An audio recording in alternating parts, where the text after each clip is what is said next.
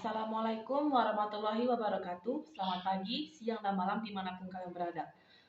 Saya Aisyah Firtuswakinah dari kelas manajemen pagi 1 dengan NIM 2261-2238 akan menyampaikan video presentasi mengenai pendidikan kewarganegaraan yang diampu oleh Bapak Fahmi Amriko, SHMH.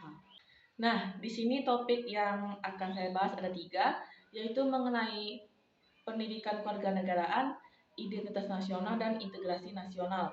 Baik, kita masuk ke topik pertama, yaitu pentingnya pendidikan kewarganegaraan bagi para pelajar seperti kita. Nah, pentingnya pendidikan kewarganegaraan bagi para pelajar, khususnya mahasiswa seperti kita ini, untuk menambahkan yang berisikan bekal-bekal nilai kebangsaan, pemahaman wawasan Nusantara, HAM, demokrasi, dan masih banyak lagi. Lalu selanjutnya definisi mengenai kewarganegaraan menurut para ahli. Nah, yang pertama dari Bapak Daryono. Bapak Daryono ini mengungkapkan pendapatnya tentang kewarganegaraan, yaitu yang berisikan nilai-nilai yang mencakup hak dan kewajiban sebagai warga negara. Selanjutnya dari Bapak Wolhaf. Bapak Wolhaf ini mengungkapkan pendapatnya tentang kewarganegaraan, yaitu keanggotaan suatu bangsa, yakni sejumlah manusia yang terikat dengan lainnya, karena kesatuan bahasa, kehidupan sosial budaya, dan kesadaran nasionalnya. Lalu kita masuk ke dasar hukum kewarganegaraan. Dasar hukum pertama yaitu pasal 1 Undang-Undang Nomor 12 Tahun 2006. Yang dimaksud warga negara ditetapkan berdasarkan dalam peraturan Undang-Undang Dasar. Lalu Undang-Undang Dasar Nomor 20 Tahun 2003 yang berisikan yaitu tentang sistem nasional yang menekankan kepada pembentukan nilai-nilai kebangsaan dan rasa cinta tanah air. Nah, kita masuk ke topik selanjutnya, yaitu mengenai identitas nasional.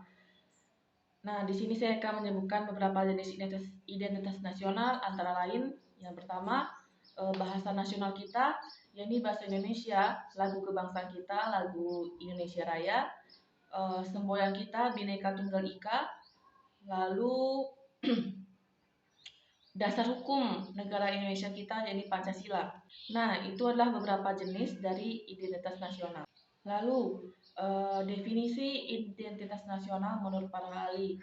Nah, di sini dari Bapak Sudarsono tahun 2022 mengungkapkan pendapatnya mengenai identitas nasional, yaitu sebagai salah satu sifat jati diri manusia, yakni sebagai lapisan utama dalam menentukan karakter seseorang.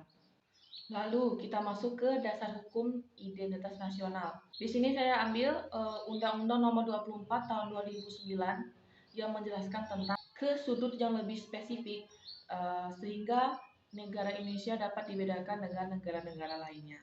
Lalu kita masuk ke topik terakhir kita, yaitu mengenai integrasi nasional. Nah, definisi dari integrasi nasional ini adalah sebagai penyatuan, pembauran, keterpaduan, dan kebulatan dalam penyatuan-penyatuan dari berbagai aspek. Nah, apa saja sih contoh dari penyatuan dari berbagai aspek itu?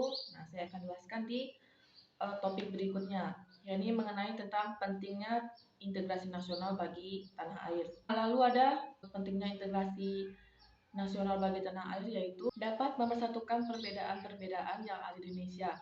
Nah, dari dua topik sebelumnya, mungkin saya akan memberikan contoh sedikit.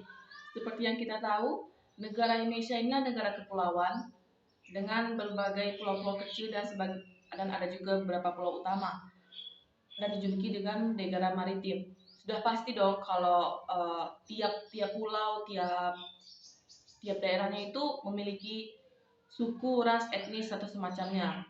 Berbeda dengan negara-negara daratan lainnya. Mungkin masih ada suku-suku di negara tersebut, cuma nggak sebanyak di negara kita. Nah, seperti kita ambil Pulau Sumatera. Nah, Pulau Sumatera ini nih ada beberapa suku nih. Contohnya itu suku Minang, suku Melayu, suku Batak. Nah, di masing-masing suku itu tuh ada lagi budaya-budaya, tradisi-tradisi. Kayak contohnya itu kenduri. Nah, kenduri itu kan khasnya suku Melayu. Nah, dengan perbedaan-perbedaan itu kita juga nggak mungkin saling memusuhi satu sama lain, karena misalnya saya suku Melayu, kamu suku lainnya gitu, terus karena nggak satu suku kita musuhan, nggak gitu. Nah, makanya dengan adanya integrasi nasional ini, kita dapat mempelajari, menerima kultur-kultur ya yang ada di negara kita, saling menghargai, dan juga dengan fungsinya ada integrasi nasional ini, kita dapat menghindari perpecahan atau paling parahnya kita perang saudara. Nah, kita masuk ke topik terakhir kita, ya ini jenis-jenis integrasi nasional yang dapat dibagi beberapa. Yang pertama ada integrasi politik.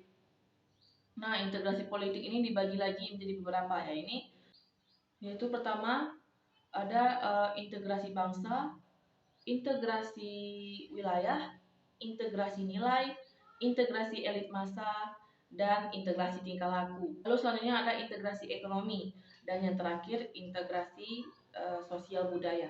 Mungkin sekian dari video presentasi saya. Apabila ada kalimat yang kurang pas, kurang jelas, dan banyak belibet-belibetnya, betul-betul saya mohon maaf. Selamat menunaikan ibadah puasa.